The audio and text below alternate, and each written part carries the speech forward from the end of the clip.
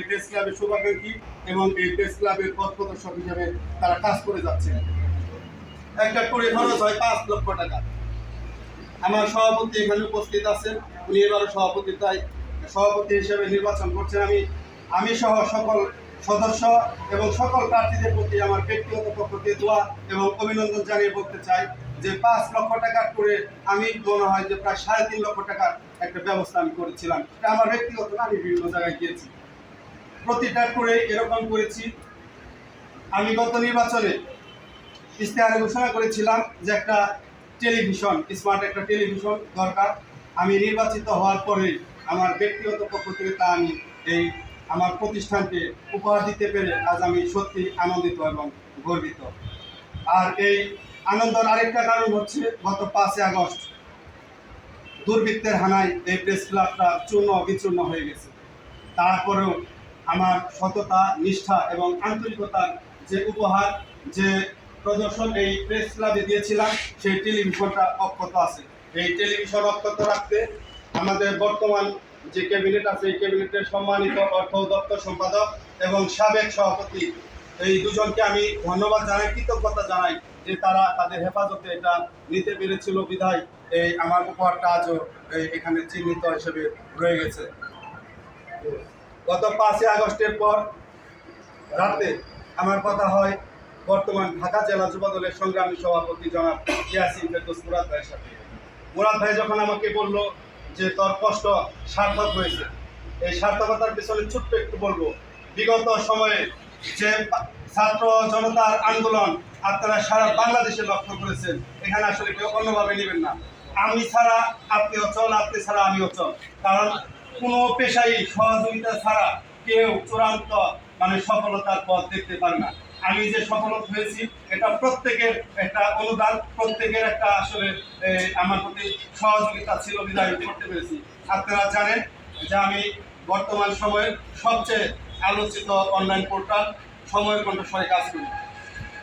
আমি আমার এই পত্রিকা যখন মাল্টিমিডিয়া চালু হয়, আমি এই রাজপথ থেকে আমি ছাত্র জনতার আন্দোলনে সরাসরি এই সম্প্রচারে আমি অংশগ্রহণ করি। এই অংশগ্রহণের ফলে আমার উপরে অনেক নির্যাতন এবং অনেক হামলার মুখোমুখি আমি হয়েছি। অনেকেই সেটা ব্যক্তিগতভাবে জানেন, যারা আমার সাথে আসলে ব্যক্তিগতভাবে শুভাকাঙ্ক্ষী তারা অনেকেই জানেন। আজকে যিনি এখানে বিশেষ অতিথি হিসেবে উপস্থিত আছেন জনাব মনিরুল ইসলাম ভাই, এই মনিরুল ইসলাম ভাই হয়তো বা কিছুটা জানেন, কারণ একটা চেয়ার খালি হলে যখন নতুন কর্মকর্তা আসে ভালো মন্দ তার কাছে কোনো কিছু বলে যায়। তো আমি প্রশাসনের দ্বারাও অনেক নির্যাতনের শিকার হয়েছিলাম। ওই রাতে যখন মুরাদ ভাই আমাকে ধন্যবাদ দিল, তখন আমি কান্না সুরে বলেছিলাম, যা আপনি তো চেয়ার পাবেন বা আপনি স্বাধীনতা পেয়েছেন, আপনার পালিয়ে থাকার অবসান হয়েছে, কিন্তু আমি যে ধামরাই প্রেস ক্লাবের সদস্য, আমি সেই প্রেস ক্লাবটা চোখে দেখতে পাচ্ছি না। আমার প্রেস ক্লাবটা চূর্ণ। আমি বসবো কোথায়, আমার পরিচয়টা কি? তখন উনি বলেছিল আমি বাড়িতে আসার পর সর্বপ্রথম ধামরাই প্রেস ক্লাবে আমি আসবো এবং সেটা পরিদর্শন করে যেখানে যা করার দরকার আমি করবো। আমি অত্যন্ত আনন্দের সাথে বলতে চাই, গত 5 আগস্ট এই ধ্বংসযজ্ঞের পর প্রথম এই ধামরাই প্রেস ক্লাবের তালা আমি দিয়েছিলাম। আমাকে সার্বিকভাবে সহযোগিতা করেছিল আজকে যিনি এখানে অতিথির আসলে বসে আছেন, বৃহত্তর ঢাকা জেলা ছাত্র দলের সংগ্রামী সাংগঠনিক সম্পাদক সাবেক জনাব ইশতাক আহমেদ ফারুক ভাই। আমি তার সহযোগিতা নিয়ে এই ধামরাই প্রেস ক্লাবে কেসি গেটে আমি প্রথম তালা লাগাই। আমাদের যিনি সভাপতি আছেন তিনি আমাকে বললো একটা তালা অন্তত দিয়ে রাখতে হবে। তখন আমি ওই সময় কিন্তু কোনো দোকানপাট কোনো কিছু খোলা ছিল না। আমি আমার একটা ব্যবসা প্রতিষ্ঠান আছে, সেই ব্যবসা প্রতিষ্ঠান থেকে একটা তালা নিয়ে এসে আমি এখানে লাগিয়ে যাই। আমাকে সার্বিক সহযোগিতা করেছিল ইশতাক আহমেদ ফারুক ভাই। পুনরায় তার প্রতি কৃতজ্ঞতা জানিয়ে আমি আমার কথা শুরু করছি। প্রিয় সহকর্মীবৃন্দ, সেই ঐতিহ্যবাহী ধামরাই প্রেস ক্লাব আপনাদের সকলের সার্বিক সহযোগিতা নিয়ে এগিয়ে যাবে, এটা আমিও ব্যক্তিগতভাবে প্রত্যাশা করি। সেই সাথে আমি দৃঢ় কণ্ঠে বলতে চাই যে আমরা যারা এখানে সদস্য আছি প্রত্যেকেই এই ধামরাই প্রেস ক্লাবের জন্য যার যার অবস্থান থেকে কম বেশি চেষ্টা করি, কাজ করি। কিন্তু আমার দুঃখ হলেও সত্য, গত 5 আগস্টের পরে কে কতটুকু করেছেন এটা যার যার বিপিকের কাছে তার প্রশ্ন রাখেন। আমি এটা আসলে নিজের বাহবা পাওয়ার জন্য না, নির্বাচন আসলেই আমরা অনেকেই কথার ফুল ঝুরি দেয়। কথার ফুল ঝুরি নয়, উন্নয়নের প্রতিশ্রুতিও নয়। আমি একটা কথাই বলবো, যখন যেভাবে দরকার এটা আমার বাড়ি, এটা আমার প্রতিষ্ঠান। আমি এই বাড়ি, এই প্রতিষ্ঠানের একটা অংশ। এইখানে কোনো কিছু দরকার হলে পূর্বের চাইতে, যে কোনো সময়ের চাইতে আমি আরো বেশি এই ভূমিকা এখানে রাখবো, সেই ওয়াদা আমি এখানে করছি। আর আমরা যারা সহকর্মী আছি, এই সহকর্মীদের সুরক্ষায় ইতিপূর্বে যে ভূমিকা আমি রেখেছি, আমাদের এক সদস্য গত 5 আগস্টের পর একটা মিথ্যা মামলায় জর্জরিত হইল, আমরা শুনতে পারলাম একটা মামলা হয়েছে।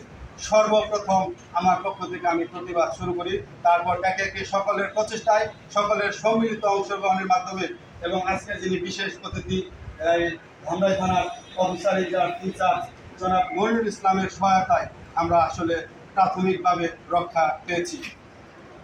তো বক্তব্য দেওয়ার আসলে কিছু নেই, এখানে অনেক বক্তব্য দেবে।